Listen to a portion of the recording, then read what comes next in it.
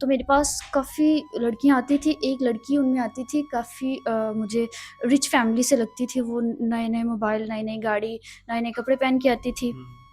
तो मैंने उससे पूछा कि आप ऐसा क्या करती हैं जो आप इतनी ज़्यादा मतलब फैसिलिटीज़ हैं आपके पास? तो हुँ। उन्होंने कहा कि मैं ट्रेडिंग करती हूँ। अच्छा, अच्छा। तो मैंने उनसे कहा कि चल मैं भी ट्रेडिंग करना चाहती हूँ, मुझे भी बताएँ।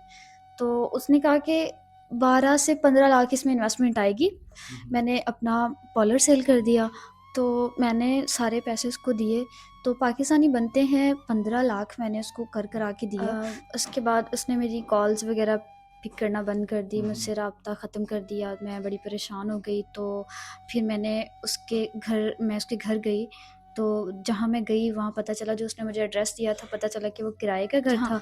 जब मैंने ये सारा कुछ मामा को बताया तो उन्होंने काफ़ी सदमा लिया, तो उनका बीपी शूट कर गया, उनको हार्ट अटैक आ गया और उनकी डेथ हो गई। अच्छा मतलब अभी जो जहाँ हम रहते थे वो घर जो था वो रेंट का था, हुँ। 2 माह मैंने रेंट नहीं दिया क्योंकि मेरे पास जॉब कोई नहीं थी और सारा लॉस हो गया था, तो मकान मालिक ने मुझे घर से निकाल दिया।